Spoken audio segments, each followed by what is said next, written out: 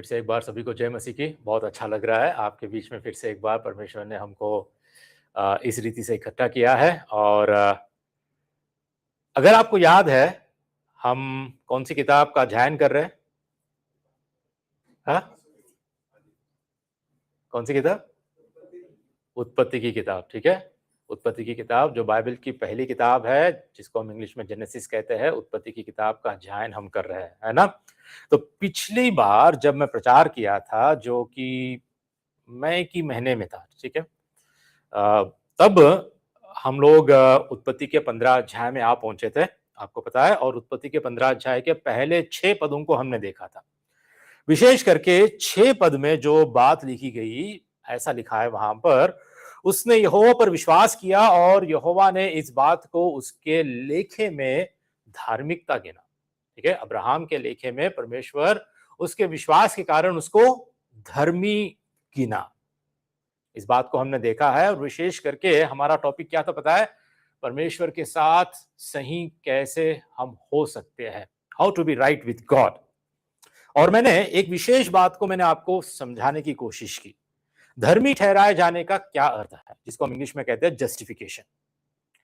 धर्मी ठहराए जाने का अर्थ क्या है, मैंने आपको बताया था। और उसकी परिभाषा मैंने ऐसा बताया था कि परमेश्वर का ये कार्य है। धर्मी ठहराया जाना ये परमेश्वर का कार्य है, जिसमें परमेश्वर क्या करता है, अपने अनुग्रह से हमारे जो पाप है, हमारे पाप की जो निंदा है, हमारे पाप का जो दोष है, हमारे पाप का जो दंड है, उसको परमेश्वर हटा देता है। और साथ ही मसीह की जो प्रायश्चितकारी बलिदान है, उसका जो कार्य है, अगर हम उस पर विश्वास करते हैं तो उस विश्वास के द्वारा अधर्मियों को परमेश्वर क्या करता है, धर्मी घोषित करता है। ऐसे घोषित करता है कि कभी आपने कभी पाप किया ही ना हो। किस पर विश्वास करने से? प्रभु यीशु मसीह के प्रायश्चितकारी बलिदान पर हम विश्वास करने से। तो ये होता है जस्टिफिकेशन, और ये विश्वास के द्वारा ही हम धर्मी ठहराए जाते हैं।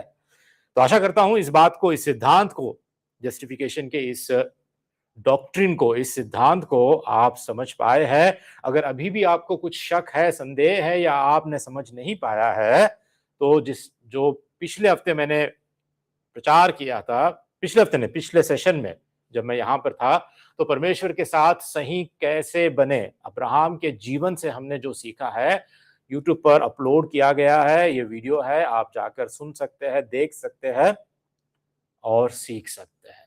ठीक है, तो आज क्या होने वाला है? आज हम उत्पत्ति के 15 अध्याय, जैसा अभी हमने वचन पढ़ा है, उत्पत्ति के 15 अध्याय 7 पद से लेकर 21 पद तक हम देखने वाले हैं। और आज का जो टॉपिक रहेगा, आज के संदेश का जो टॉपिक रहेगा, वो यह है, विश्वास के पिता अब्राहम ने संदेह किया। अब्राहम जानते हैं विश्वास का पिता है ना। He was the father of faith, है ना। Abraham the father of faith doubted, संदेह किया। उसने अविश्वासी नहीं बना, परंतु वो संदेह किया। तो इस बात पर कुछ बातें आज के खंड में से मैं आपको बताने वाला हूं। ठीक है, लेकिन सबसे पहले हम देखते हैं उत्पत्ति 15 7 से 21। ठीक है, अपने अपने बाइबल निकालिए और देखिए उत्पत्ति 15 7 से 21। 7 पद ऐसा कहता है, और उसने उससे कहा, मैं वही यहोवा हूं जो तुझे कसदियों के ऊर नगर से बाहर ले आया कि तुझको इस देश का अधिकार दूं। उसने कहा, किसने कहा? यहोवा परमेश्वर ने कहा 8 पद में, हे प्रभु यहोवा, मैं कैसे जानूं कि मैं इसका अधिकारी होऊंगा? किसने कहा? आप है बाइबल में, यहीं पर है, देख रहे हैं, या ऑलरेडी डिनर के लिए चले गए?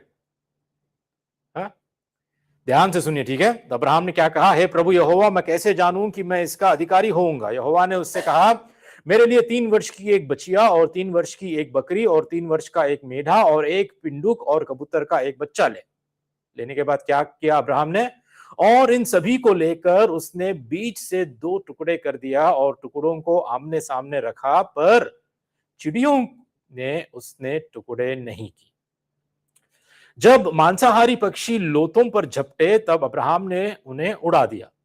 जब सूर्य अस्त होने लगा तब अब्राहम को भारी नींद आई और देखो अत्यंत भय और महा अंधकार ने उसे छा लिया। तब यहोवा ने अब्राहम से कहा, यह निश्चय जान कि तेरे वंश पराये देश में परदेशी होकर रहेंगे और उस देश के लोगों के दास हो जाएंगे और वे उनको 400 वर्ष तक दुख देंगे। कितने वर्ष तक? 400 वर्ष तक। फिर जिस देश के वे दास होंगे उसको मैं दंड दूंगा और उसके पश्चात वे बड़ा धन वहां से लेकर निकल आएंगे। किस देश की बात यहां पर हो रही है, पता है आपको?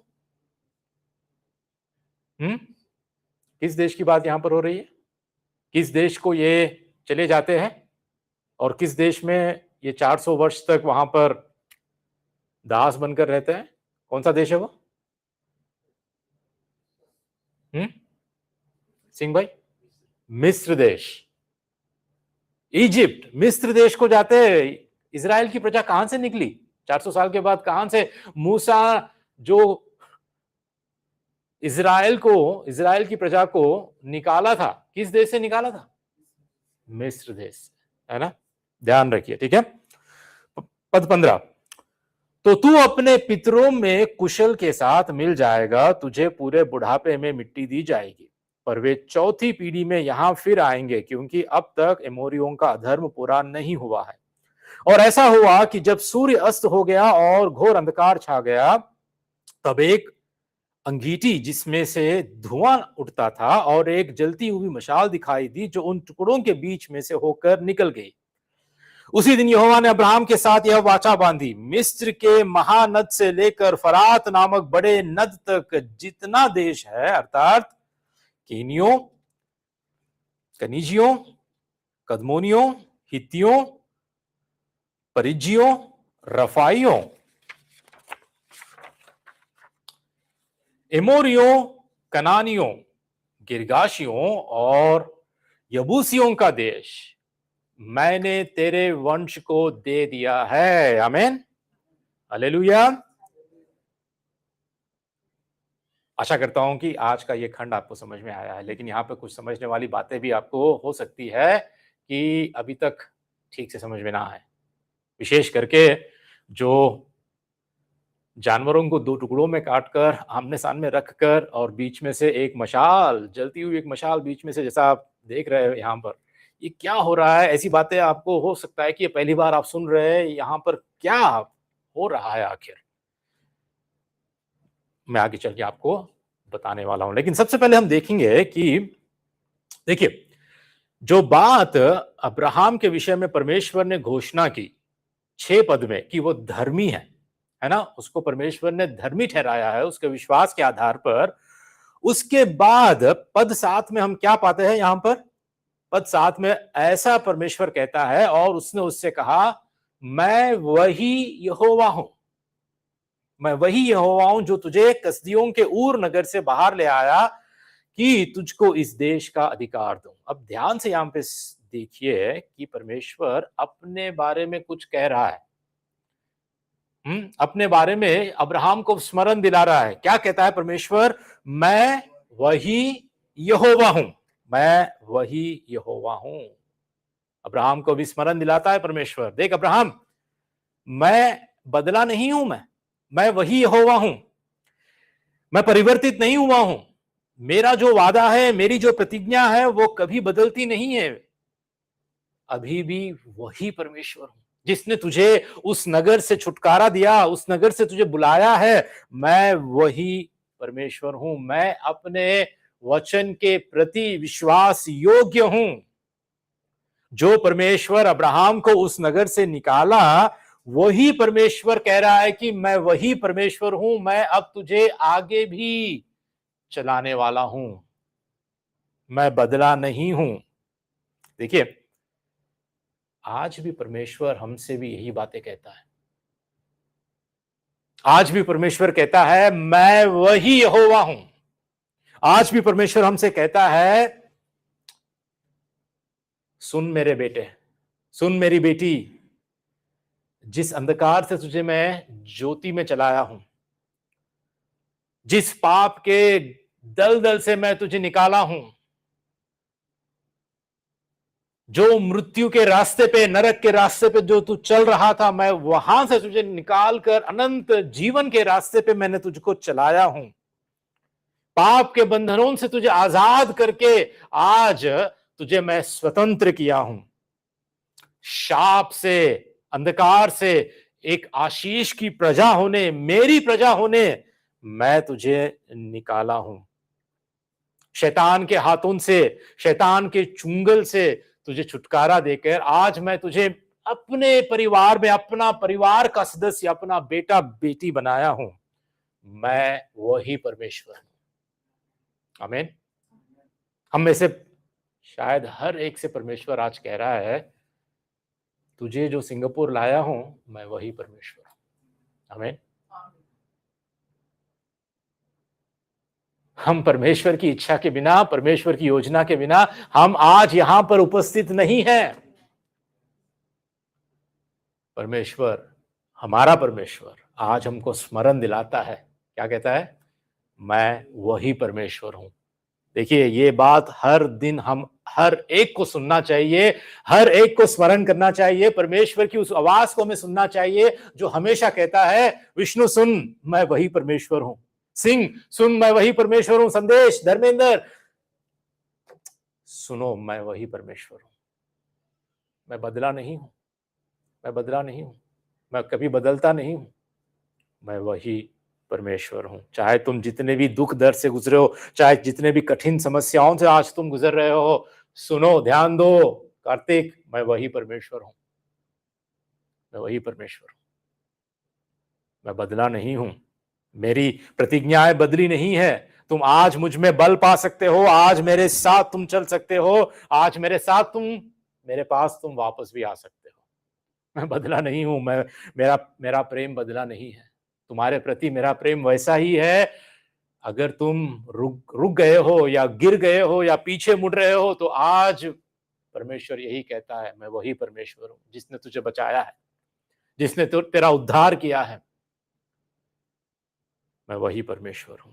और आज हमको भी कहना चाहिए, जो परमेश्वर के साथ आज है, हम आज कह सकते हैं कि परमेश्वर, प्रभु जी, तू मेरा परमेश्वर है, तू मेरा परमेश्वर है और मैं तेरा हूं।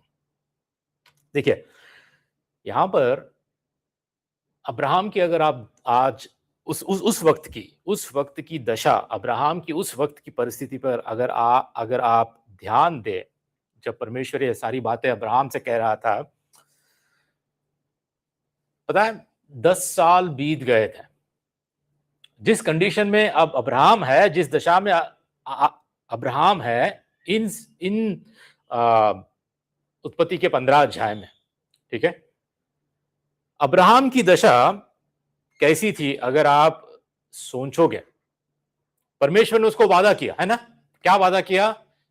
कि मैं तेरे वंश को जैसे तारे है, जैसे रेत है, तेरे वंश को मैं इतना बढ़ाऊंगा, मैं, है ना, जो तुझे आशीष दूंगा मैं उसको आशीष दूंगा, तुझसे मैं एक बड़ी जाति को उत्पन्न करूंगा। ये प्रॉमिस, ये प्रतिज्ञा परमेश्वर ने अब्राहम को दी। और ये देने के बाद कितना समय बीत गया था? 10 साल। अब आप सोच के देखिए, 10 साल समय बीत जाने के बाद भी अब्राहम के पास क्या संतान है? नहीं है। कुछ है अब्राहम के पास? कुछ नहीं है। हालात कैसी है? जैसी है वैसे ही है, कुछ बदला नहीं है। मुझे लगता है कि इन 10 सालों में अब्राहम बहुत उत्सुकता से इंतजार कर रहा होगा। किसके लिए? संतान के लिए, है ना? ठीक है, 10 सालों में कितने महीने होते हैं? बहुत बड़ा कठिन सवाल है आपके लिए। 120 सही है जवाब। 10 साल में 120 महीने होते हैं। तो मुझे लगता है कि शायद अब्राहम अपनी पत्नी के पास, सारा के पास हर महीने गया होगा, हर महीने गया होगा और पूछा होगा, कैसा है, तबीयत कैसी है, कुछ उल्टी वगैरह हुई क्या, है, कैसे महसूस हो रहा है तुमको, कुछ महीना टल गया क्या, है? शायद हर महीना कितने बार गया होगा? 120 बार, है ना? 120 बार हर महीना सारा के पास जाकर अब्राहम ने पूछा होगा कि कैसा है सारा, तेरा हाल कैसा है? और 120 बार सारा ने क्या कहा होगा?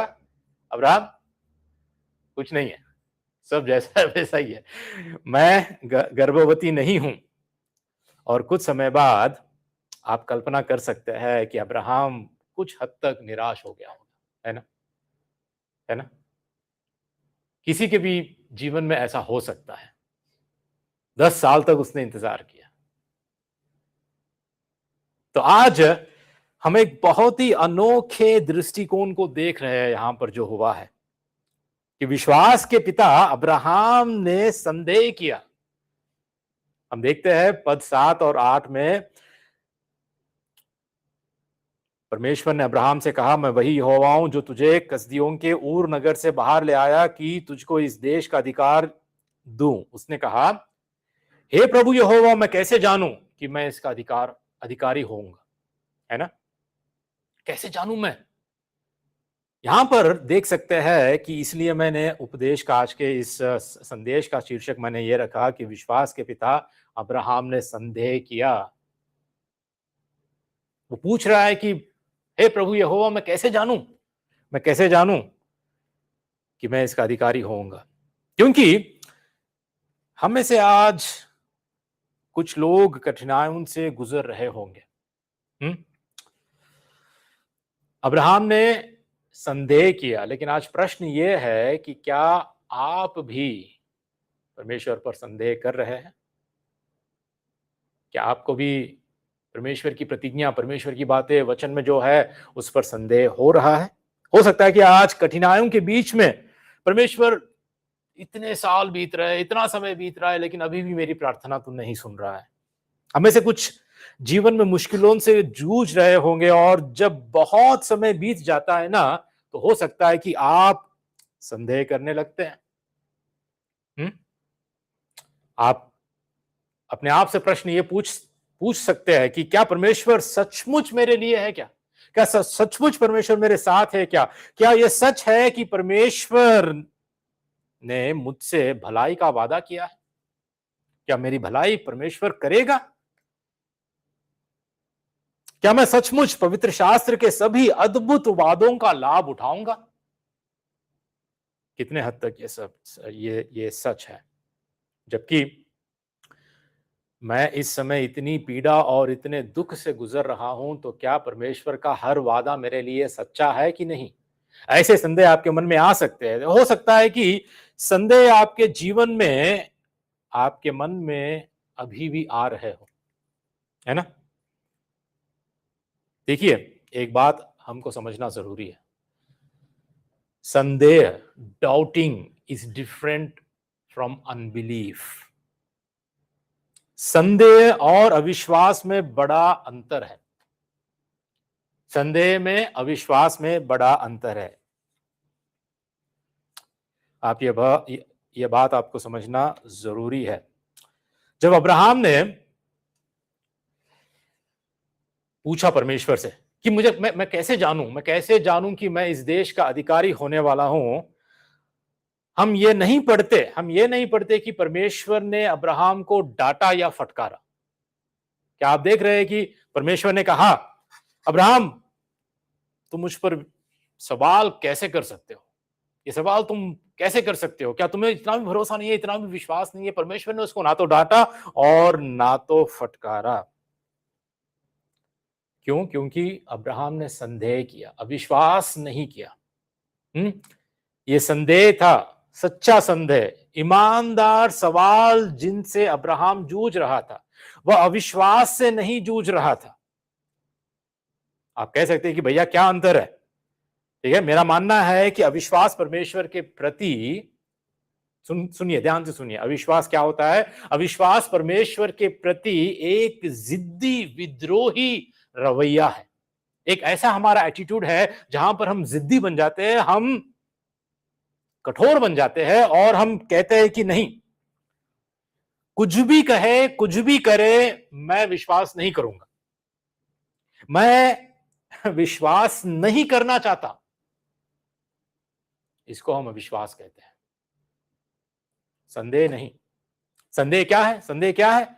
संदेह तब होता है जब कोई वास्तव में, ठीक है, रियलिटी में, वास्तव में सच्चे मन से विश्वास करना तो चाहता है, सच्चे मन से विश्वास करना चाहता है, लेकिन उसे और अधिक आश्वासन, उसे और अधिक आश्वासन, उसे और अधिक सच्चाइयों और उसे पुष्टि करने के लिए या पुख्ता करने के लिए और अधिक तथ्यों की आवश्यकता होती है।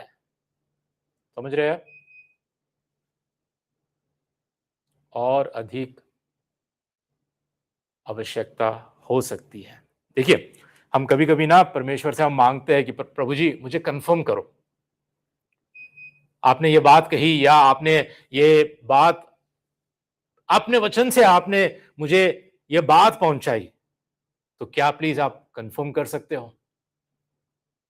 ये बात हम कभी कभी कभी हम पूछते हैं, और परमेश्वर उस बात की पुष्टि करने के लिए, हमारे संदेह को निकालने के लिए हमसे बातें करता है, और उसको परमेश्वर हमसे, हमारे आगे प्रकट करता है। ठीक है?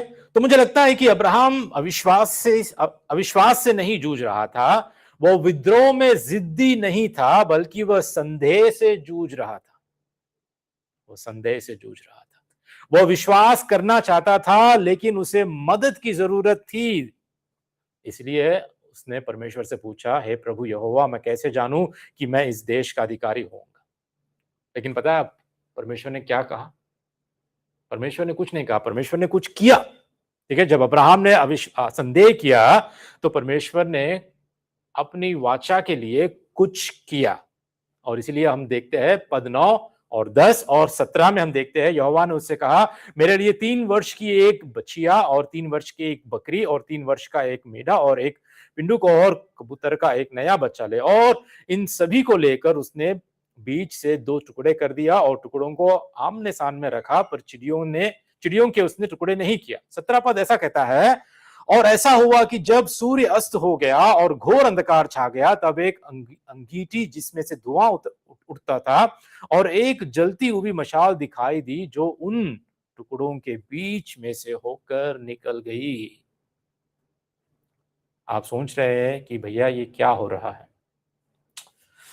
यहां पर क्या हो रहा है, ऐसा क्यों? देखिए, हमको यहां पर कुछ समझना जरूरी है। क्यों? क्योंकि उस वक्त, उन दिनों में, अगर 2 व्यक्तियों, ठीक है, सोचो कि 2 व्यक्ति है, 2 व्यक्तियों के बीच में एग्रीमेंट होना है, एक वाचा होने वाली है, एक वाचा बांधना है, तो उस वक्त की प्रथा क्या थी? उस वक्त लोगों में क्या प्रैक्टिस होता था? अभी आज के दिन हम क्या करते हैं? हम लॉयर को बुलाते हैं, लॉयर के पास जाते हैं, कोर्ट में जाते हैं, हम स्टैम्प पेपर पे हम एग्रीमेंट लिखते हैं, है ना? उस वक्त कोई लॉयर नहीं था, उस वक्त कोई कोर्ट नहीं थे। तब क्या प्रथा होती थी? तब क्या लोग प्रैक्टिस करते थे? जानवरों को 2 हिस्से में काटा जाता, फिर आप दोनों हिस्सों को अलग करते हैं और उन्हें जमीन पर एक दूसरे के सामने रख देते हैं। इस तरह आप एक बीच में मार्ग बनाते हैं, ताकि आप और वह व्यक्ति जिसके साथ आप वाचा करना चाहते हैं, उन 2 टुकड़ों के बीच खड़े हो जाते हैं। और आप उसका हाथ पकड़ते हैं। वाचा की जो शर्तें हैं, एग्रीमेंट में जो कुछ लिखते हैं, टर्म्स एंड कंडीशंस है, उन शर्तों को आप पढ़ते हैं और इस बनाए गए मार्ग से आप गुजरते हैं। अब इसका मतलब क्या है? इसका मतलब क्या है? विचार यह है कि जैसे ही आप उन शर्तों का उच्चारण करते हैं, आप सहमत हो रहे हैं, आप खुद को एक दूसरे के प्रति कमिट कर रहे हैं, प्रतिबद्ध हो रहे हैं कि आप उन वाचा की शर्तों को पूरा करेंगे। उस एग्रीमेंट के शर्तों को आप पूरा करेंगे। और यदि वह व्यक्ति वाचा की शर्तों को पूरा करने में विफल रहता है, तो आप क्या कह रहे हैं? जो भी वाचा तोड़ता है, उसकी दशा इन जानवरों जैसे होगी। जैसे जानवर दो टुकड़े हो गए, वैसे ही उसकी भी दशा इन जानवरों जैसी होगी। तो वाचा को बांधने, वाचा के शर्तों पर चलने का ये एक प्रथा, ये एक प्रैक्टिस उस वक्त होता है। तो अब्राहम को समझाने के लिए अब्राहम ने क्या पूछा, मैं कैसे जानूं? अब्राहम ने संदेह किया। अब संदेह को दूर करने के लिए परमेश्वर ने अब्राहम के भाषा में उसको समझाने के लिए, अपनी वाचा को बांधने के लिए परमेश्वर ने यह काम किया। लेकिन यहां पर एक अचंभे की बात है, अब्राहम नहीं चला। दो व्यक्ति चलना चाहिए इस मार्ग के बीच में, इन टुकड़ों के बीच में दो व्यक्तियों को, क्योंकि अगर दोनों में से एक भी वाचा को तोड़ता है तो उसकी दशा इन जानवरों के समान होती है। लेकिन यहां पर क्या हुआ पता है? अब्राहम के ऊपर घोर अंधकार छा गया, ऐसा भयानक अंधकार छा गया और परमेश्वर ने उसको सुला दिया, वो सो गया। और परमेश्वर खुद अपनी इच्छा से, वह खुद अपनी संप्रभु इच्छा से, वो खुद अकेला अपनी ओर से, मतलब ये एक तरफा है, वन साइडेड है। परमेश्वर अपनी ओर से, क्योंकि वह संप्रभु परमेश्वर है, वह जब कुछ कहता है तो उसको जरूरत नहीं है ये सब कुछ करने की, है ना? हमारा परमेश्वर झूठा नहीं है, वो जो कहता है वो पूरा करता है। लेकिन फिर भी उसने ऐसी वाचा बांधी है। क्या हुआ वहां पर? अब्राहम को परमेश्वर ने एक आश्वासन दिया। परमेश्वर अपने वाचा के प्रति वो प्रतिबद्ध है और वो विश्वास योग्य है।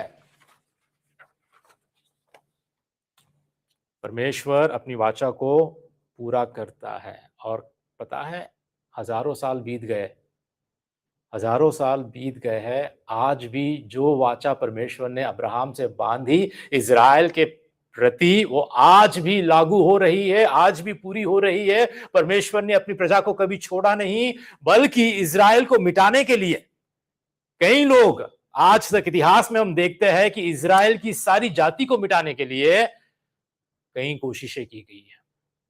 आज भी कोशिश जारी है। इजराइल के चारों ओर जो दुश्मन है, जो जातियां हैं, जो देश है, इजराइल को नक्शे में से ही उठाने के लिए, नक्शे में से निकालने के लिए ही वो कोशिश कर रहे हैं। लेकिन इजराइल का परमेश्वर कभी सोता नहीं, कभी ऊंघता नहीं, वो हमेशा इजराइल की रक्षा करता है। उसने जो वाचा बांधी है अब्राहम के साथ, वो आज भी अपने वाचा के प्रति विश्वास योग्य है, प्रतिबद्ध है। He is committed. आमीन। परमेश्वर कभी छोड़ता नहीं है। पता है, अब्राहम की संतान अगर आज हम है मसीह में होकर, तो वह वाचा हम पर भी लागू होती है, आज हम पर भी लागू होती है। इसलिए अगर आप पद 13 से 16 पे अगर आप देखते हो, तो परमेश्वर वाचा के विषय में ऐसा कहता है, तब यहोवा ने अब्राहम से कहा, यह निश्चय जान कि मैं तेरे वंश पराए देश में परदेशी होकर रहेंगे और उस देश के लोगों के दास हो जाएंगे और वे उनको 400 वर्ष तक दुख देंगे और फिर जिस देश के वे दास होंगे उसको मैं दंड दूंगा और उसके पश्चात वे बड़ा धन वहां से लेकर निकल आएंगे। तू तो अपने पितरों में कुशल के साथ मिल जाएगा, तुझे पूरे बुढ़ापे में मिट्टी दी जाएगी, पर वे चौथी पीढ़ी में से यहीं फिर आएंगे, क्योंकि अब तक एमोरियों का अधर्म पूरा नहीं हुआ है। यहां पर हम क्या देख रहे हैं? अब्राहम के जीवन काल में होने वाली घटनाएं के बारे में परमेश्वर यहां नहीं कह रहा है। अब्राहम के जीवन काल के बाद, उसकी मृत्यु के बाद आने वाले भविष्य में जो होने वाली बातें हैं, परमेश्वर उसके बारे में कह रहा है। यहां पर मिस्र देश में 400 साल इजराइल की प्रजा दुख उठाएंगी और वहां से चौथी पीढ़ी में वो निकल आएंगे। अब आप सोच रहे होंगे कि क्यों इतने साल, क्यों 400 वर्ष? एक्चुअली 430 वर्ष हो जाते हैं अगर आप देखोगे तो। इतने साल, चौथी पीढ़ी तक क्यों परमेश्वर ने इंतजार किया है? एक बात वहां पर हमको देखने मिलती है, एक कारण परमेश्वर ने खुद कहा, परमेश्वर ने खुद वहां का कारण हमको बता दिया है। अगर आप ध्यान से पढ़े तो आपको समझ में आ जाना चाहिए। पता है क्या कारण है? कोई बता सकते हैं? कोई बता सकते हैं? नहीं, वचन में पढ़ो जो आपने पढ़ा है, क्या कारण है वहां पर? हाँ, पढ़ रहे हैं आप, सुन रहे हैं आप, ध्यान दे रहे हैं वहां पर? हाँ, क्या लिखा है वहां पर? क्योंकि अब तक एमोरियों का अधर्म पूरा नहीं हुआ है। जब उनका अधर्म पूरा हो जाता है, जब उनके पाप का कुंड भर जाता है ना, तब तक परमेश्वर इंतजार करता है। परमेश्वर इतना ही तुरंत न्याय करने वाला नहीं है, विलंब से क्रोध करने वाला परमेश्वर है। वो बार बार हमको मौका देने वाला परमेश्वर है। वो इमीडिएटली जैसे पाप करे वैसे तुमको नरक में डाले, वैसा परमेश्वर नहीं है। वो न्याय करता है, जरूर करता है, 100% अपने क्रोध और अपने न्याय विचार को हम पर प्रकट करता है। लेकिन परमेश्वर धीरजवंत है, करुणामय है, करुणा से वो हमसे पेश आता है। और वचन हमको सिखाता है कि एमोरियों का धर्म जब तक पूरा नहीं होता, परमेश्वर उनका न्याय नहीं करता, है ना। आपको क्या लगता है प्रभु यीशु मसीह अभी तक क्यों नहीं आया? प्रभु यीशु मसीह दोबारा आने वाला है ना, प्रभु जी आने वाला है, प्रभु जी का दूसरा आगमन होने वाला है, क्यों नहीं हुआ अभी तक? अधर्म पूरा नहीं हुआ है। इस जाति का अधर्म अभी भी है, बाकी है, और जब वो हो जाएगा तब वो आ जाएगा। ये बात हम पर भी लागू होती है, हमारे व्यक्तिगत जीवन में भी ये बात लागू होती है। मैंने एक वचन ग्रुप में भेजा था, नीति वचन का 29 का 1, वहां पर ऐसा लिखा है कि जो मनुष्य बार बार डांटे जाने पर भी अपना हट नहीं छोड़ता, उसका अचानक सर्वनाश होगा और वह फिर नहीं सुधर सकेगा। पता है क्यों? एक बार जब परमेश्वर उसको दंड देता है तो उसका समय खत्म हो जाता है। परमेश्वर इंतजार करता है, इंतजार करता है, इंतजार करता है, बार बार उसको मौका देता है, बार बार सुधारने की, सुधार अपने जीवन में लाने के लिए उससे बातें करता है, मन फिराव, पश्चाताप करने के लिए उसको बार बार मौका देता है। लेकिन वचन क्या कहता है? जो मनुष्य बार बार डांटे जाने पर भी अपना हट नहीं छोड़ता है ना, अपनी गर्दन को झुकाता नहीं है परमेश्वर के आगे, अपने सिर को नहीं झुकाता है परमेश्वर के आगे, घमंडी बनकर स्वार्थ में ही अपना जीवन जीते रहता है, और पता नहीं वो घड़ी कब आएगी, उसका अधर्म कब पूरा होगा, हमको पता नहीं। लेकिन उससे पहले परमेश्वर उसको जितने मौके देता है, उस मौके का उपयोग करके अगर वो परमेश्वर की ओर मुड़ता है, फिरता है, तो वो बच जाएगा, वरना उसका सत्यानाश हो जाएगा। तो ये बात हम आज सीख सकते हैं, ठीक है। हो सकता है कि आज आप संदेह कर रहे हैं, कुछ संदेहों से आप गुजर रहे हैं। आप सोच सकते हैं कि क्या वाकई में अंत में अनंत जीवन है? क्या ऐसी कोई बात है अनंत जीवन? आप संदेह कर सकते हैं कि मैं अपना पूरा जीवन यीशु मसीह को मैंने दे दिया है, मैंने प्रभु जी के पीछे मैं चल चल रहा हूं, मैंने समर्पित किया है, मैं उसका अनुसरण कर रहा हूं, तो क्या ये सही है? जो मैं कर रहा हूं ये सब कुछ सही है? ऐसा करना चाहिए? क्या मुझे अनंत जीवन विरासत में मुझे मिलेगी? क्या सच में आखिर में खुद को मैं नकारता हूं, मैं क्रूस उठाता हूं और अपनी जिंदगी यीशु के पीछे चलने में मैंने लगा दी है, क्या सब कुछ, is it really worth it? ये सब कुछ करना सही है? मुझे कैसा पता चले कि परमेश्वर अंत में मेरी भलाई जरूर करेगा? देखिए, इन सब सवालों का जवाब जो अब्राहम को परमेश्वर ने दिया है, मैं भी आपको वही जवाब देता हूं। पता है जवाब क्या है? वाचा, परमेश्वर की प्रतिज्ञा। It's a covenant. जब अब्राहम से परमेश्वर ने वाचा की, तो पता है हमसे भी परमेश्वर ने वाचा की। आप सोच रहे हैं कि भैया कहां पर परमेश्वर ने हमसे वादा किया कि हमारे पाप धुल जाएंगे, हम अपने पापों से छुटकारा पाएंगे, हमारे पाप क्षमा हो जाएंगे और हमें अनंत जीवन मिलेगा?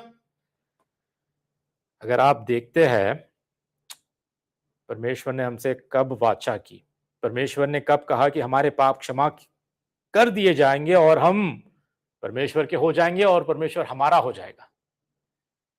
अगर आपको याद है, सबसे आखिरी रात, प्रभु यीशु मसीह की सबसे आखिरी रात इस संसार में, जब वो इंसान बनकर इस संसार में जी रहे थे, अपने चेलों के साथ थे वो, है ना? उन्होंने अपने चेलों के साथ एक विशेष भोजन किया जिसको हम कहते हैं the Lord's supper, the last meal. तो बाइबल ऐसा कहती है, जब वे खा रहे थे तो यीशु ने रोटी ली और आशीष मांग कर तोड़ी और चेलों को देकर कहा, लो खाओ, यह मेरी देह है। यह मत्ती के 26 अध्याय में आपको मिलेगा, मत्ती का 26 में। फिर उसने कटोरा लेकर धन्यवाद किया और उनको देकर कहा, तुम सब इनमें से पियो, क्योंकि यह वाचा का मेरा वह लहू है जो बहुतों के लिए पापों की क्षमा के लिए बहाया जाता है। आमीन। वाचा का लहू, अब्राहम से उसने वाचा की, और पता है आज हमसे भी उस वाचा के लहू के माध्यम से हमारे पापों को उसने क्षमा किया है। हम वाचा के प्रजा है, वाचा की हम प्रजा है। इसलिए आज हम कुछ देर में प्रभु भोज लेने वाले हैं, और इसी बात को आज हम स्मरण करें कि हम ऐसे वैसे व्यक्ति नहीं हैं, हम ऐसे ऐसे संसार के जो खोए हुए लोगों में से हम नहीं है। परमेश्वर ने हमको चुना, परमेश्वर ने हमसे एक वाचा बांधी है, और उस वाचा प्रभु यीशु मसीह के लहू के द्वारा बांधी गई है। उसने अपना लहू बहाकर, अपना खून बहाकर ऐसी वाचा हमसे बांधा है जिसमें हमारा अनंत जीवन सुरक्षित है, जिसमें हमारे पाप धुल गए हैं, जिसमें हमारे पापों से हमें आजादी मिली है। और ये प्रतिज्ञा बहुत ही स्पष्ट रीति से हमको वचन में मिलती है, और हम उस पर संपूर्ण रीति से हम भरोसा कर सकते हैं। परमेश्वर ने कुछ नहीं छोड़ा, सब कुछ हमको दे दिया। आखिरी में रोमियों का 8:32 में पढ़ना चाहता हूं। वचन ऐसा कहता है, जिसने अपने निज पुत्र को भी ना रख छोड़ा परंतु उसे हम सब के लिए दे दिया, वह उसके साथ हमें और सब कुछ क्यों ना देगा। जब अपने बेटे को ही परमेश्वर ने दिया है, तो आज वाचा की प्रजा जो हम है, तो हमें सब कुछ क्यों ना देगा। अनंत जीवन आज हमारा है, क्योंकि हमारे लिए प्रभु यीशु मसीह ने दाम चुकाया है। परमेश्वर हमारी मदद और सहायता करे। चलिए हम लोग खड़े होकर प्रार्थना करें, और आज प्रभु भोज में हम इस विषय को जानते हुए, वाचा देने वाला परमेश्वर, वाचा बांधने वाला परमेश्वर, इस विषय को हम स्मरण करते हुए हम आज प्रभु भोज में हम आगे बढ़ेंगे। चलिए हम लोग खड़े हो जाएंगे।